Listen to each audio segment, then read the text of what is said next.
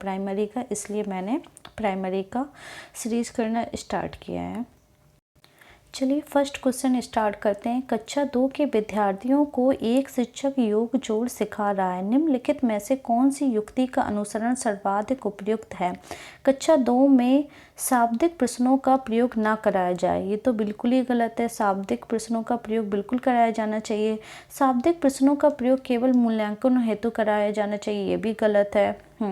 मूल्यांकन के लिए क्यों कराया जाना चाहिए, हर चीज़ के लिए कराना चाहिए। योग जोड़ को शाब्दिक प्रश्नों द्वारा प्रस्तुत किया जा सकता है, ये हमारा सही है।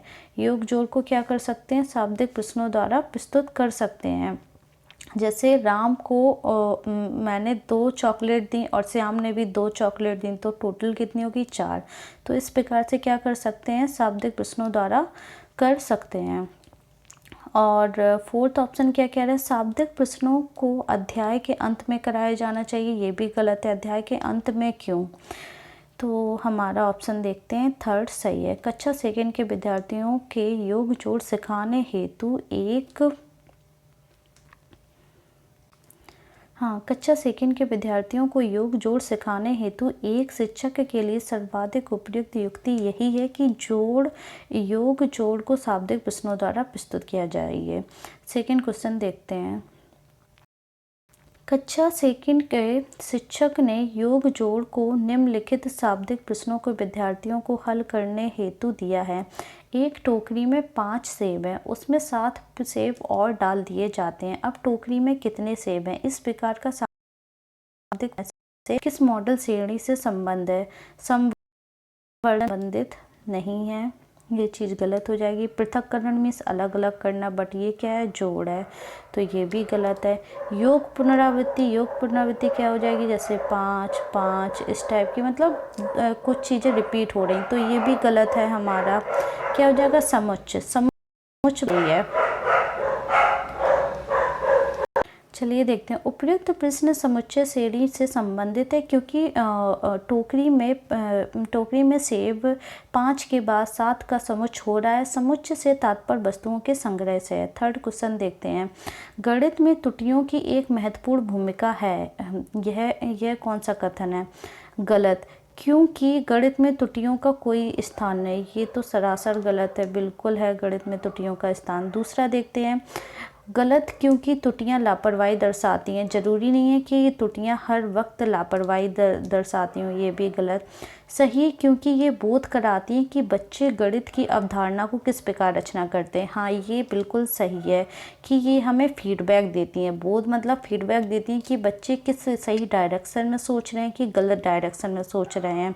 और फोर्थ ऑप्शन देख लेते हैं। सही, क्योंकि ये विद्यार्थियों को उनके प्राप्तांकों के बारे में बताती हैं। तुरंत तो प्राप्तांक नहीं किया जा सकता है ना, तो ये भी हमारा क्या हो जाएगा, गलत हो जाएगा। तो थर्ड ऑप्शन देखते हैं। विकल्प थर्ड सही है। बच्चे त्रुटियां तब करते हैं जब गणित की किसी अवधारणा को अच्छी तरह से समझ नहीं पाते हैं। गणित में त्रुटियां शिक्षक को यह जानने में मदद करती हैं कि बच्चे ने गणित की अवधारणा को अपने दिमाग से किस प्रकार बैठाया है। जो चीज़ मैंने बताई थी बस वही है। इसमें देखिए फोर्थ क्वेश्चन क्या कह रहा है। कक्षा 4 के विद्यार्थियों को समझाने के लिए 1/10 1/100 से बड़ा है, निम्नलिखित में से कौन से शिक्षण अधिगम का सर्वाधिक प्रयोग करेंगे। फर्स्ट ऑप्शन क्या है, डाइंस ब्लॉक, बिल्कुल भी नहीं करेंगे। डाइंस ये वो वाले तो क्वेश्चन है नहीं है डाइंस वाले। संख्या चार्ट, हाँ संख्या चार्ट का हम प्रयोग कर सकते हैं। जैसे कि संख्या चार्ट में हम बता सकते हैं 1/100 की वैल्यू क्या हो जाएगी, 0.01, और 1/10 की वैल्यू क्या आ जाएगी, 0.01 आ जाएगी। तो सबसे पहले क्या आएगा हमारा, 0.01 आएगा, फिर 0.02, ऐसे ये 10 तक जाएगा। जब 10 तक जाएगा तो 0.01 हो जाएगा, तो ऑब्वियसली हमारा 1/10 बड़ा होगा। इस वजह से हम लोग इसे संख्या चार्ट के द्वारा प्रदर्शित कर सकते हैं।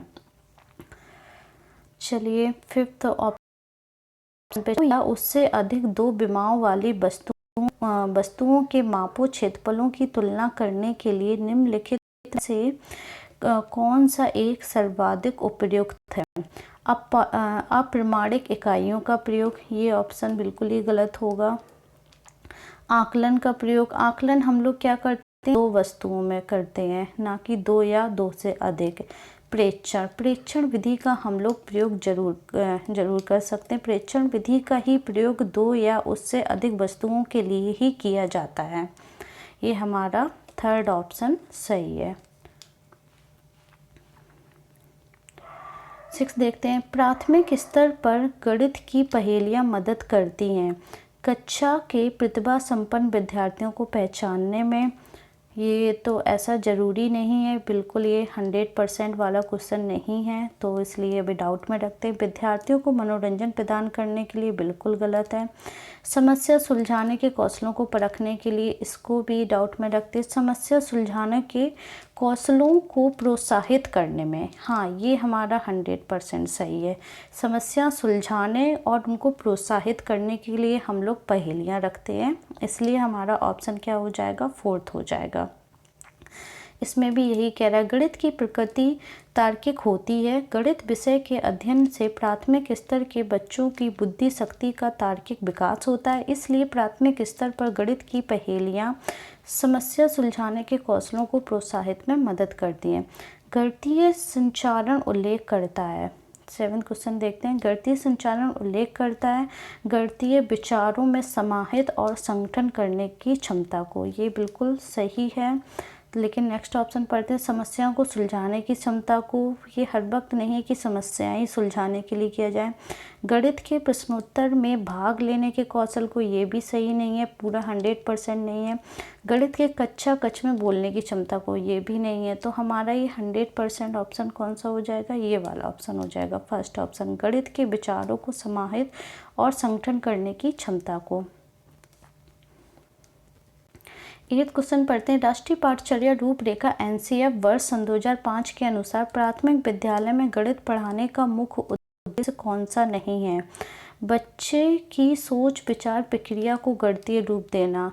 ऐसा हर वक्त ज़रूरी नहीं कि बच्चे की सोच विचार प्रक्रिया को मतलब गणितीय रूप देना। ये ऑप्शन हमारा सही है, लेकिन दूसरा पढ़ते हैं, बच्चे के संदर्भ में गणित का वर्णन करना, ये सही है, इसलिए हम लोग गणित को पढ़ाते हैं। समस्या समाधान के कौशलों को बढ़ाना, ये भी सही है कि मतलब उनमें तर्क करने की मतलब सोच की क्षमता बढ़ सके। गणित के उच्चतर पढ़ाई की तैयारी करना, हाँ ये भी सही है, बट इसमें पूछ रहा कौन सा सही नहीं है, तो हमारा क्या हो जाएगा, फर्स्ट ऑप्शन हो जाएगा, बच्चे की सोच विचार प्रक्रिया को गणितीय रूप देना, ये गलत हो जाएगा।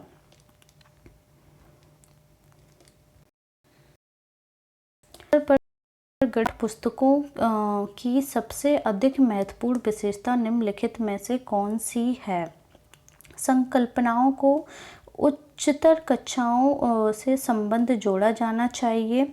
संकल्पनाओं को जटिलता से सरलता के रूप में प्रदर्शित किया जाना चाहिए। संकल्पनाओं को पूर्णतः श्रेणीबद्ध प्रस्तुत किया जाना चाहिए। संकल्पनाओं को मूर्त से अमूर्त में प्रस्तुत किया जाना चाहिए। तो हमारा क्या हो जाएगा, फोर्थ ऑप्शन सही हो जाएगा। संकल्पनाओं को मूर्त से अमूर्त के रूप प्रस्तुत किया जाना चाहिए।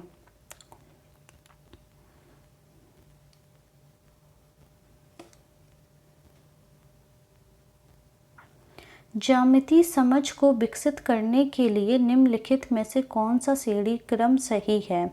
मानसिक चित्रण, औपचारिक, विशेषण, अनौपचारिक। सबसे पहले हम लोग क्या करते हैं, मानसिक चित्रण मतलब मन में कुछ चित्र बनाते हैं, फिर उसका क्या करते हैं, मतलब कोई चीज़ अगर सोच रहे हैं तो फिर उसका क्या करेंगे, विश्लेषण करेंगे। तो हमारा ये फर्स्ट और सेकंड और फोर्थ में मैच कर रहा है। फिर अनौपचारिक निगमन नहीं करेंगे, क्या करेंगे, औपचारिक निगमन करेंगे। फिर उसके बाद हम लोग क्या करेंगे, अनौपचारिक निगमन। तो हमारा क्या हो जाएगा, फोर्थ ऑप्शन सही हो जाएगा।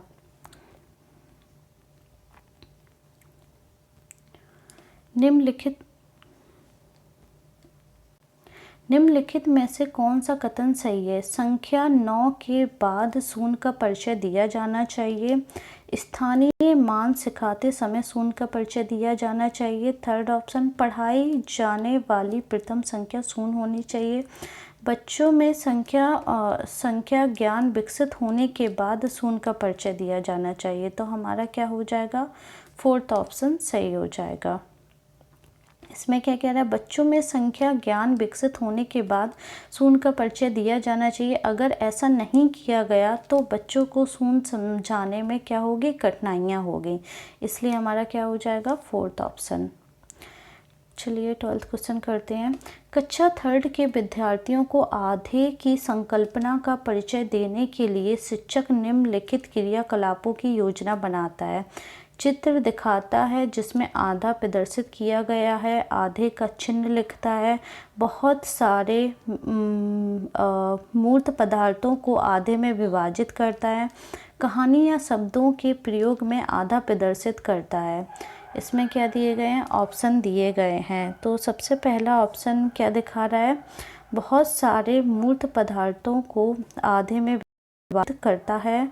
और दूसरा क्या कहा गया है, हाँ यही है। दूसरा क्या कह रहा है, इसमें चित्र दिखाता है जिसमें आधा प्रदर्शित किया जाता है। तो इसमें देखिए सबसे पहले क्या करते हैं, बहुत सारे मूर्त पदार्थ में इमेज दी है जिसे हमने क्या कर दिया, आधे में डिवाइड कर दिया है। फिर फर्स्ट ऑप्शन क्या कह रहा है, चित्र दिखाता है जिसमें आधा प्रदर्शित किया गया है।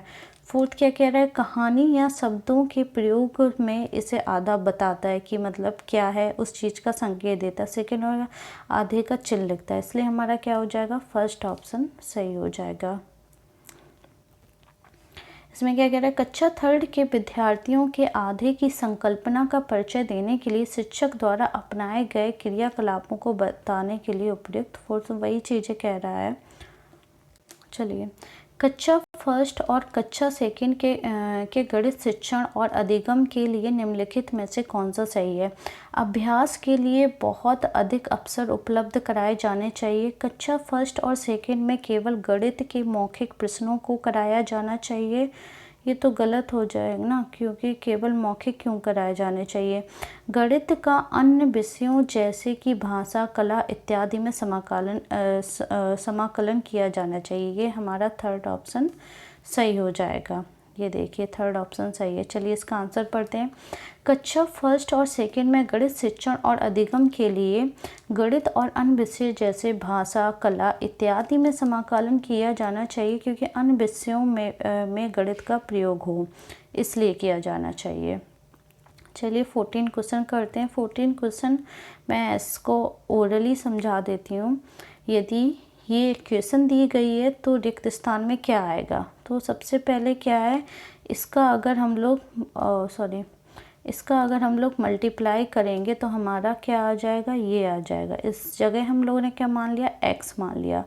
इसको इस साइड लेके आए तो ये माइनस में आ गया। और फिर नॉर्मली बहुत ही सिंपल क्वेश्चन है, इसे ऐसे ही कर लेंगे, वरना मैं नेक्स्ट वीडियो में इसे एक पेपर पे सॉल्व करके दिखा दूँगी अगर आप लोग चाहेंगे तो। चलिए 5th देखेंगे। अब तो ये सारे वैसे ही क्वेश्चन आ गए हैं। चलिए इसलिए मैं ये वीडियो अभी समाप्त करती हूँ और फिर मिलते हैं नेक्स्ट वीडियो में, ताकि मैं इसे पेपर में सॉल्व करके दिखाऊँ, आपको अच्छे से बता दूँ स्थानीय मान और सारी चीज़ें।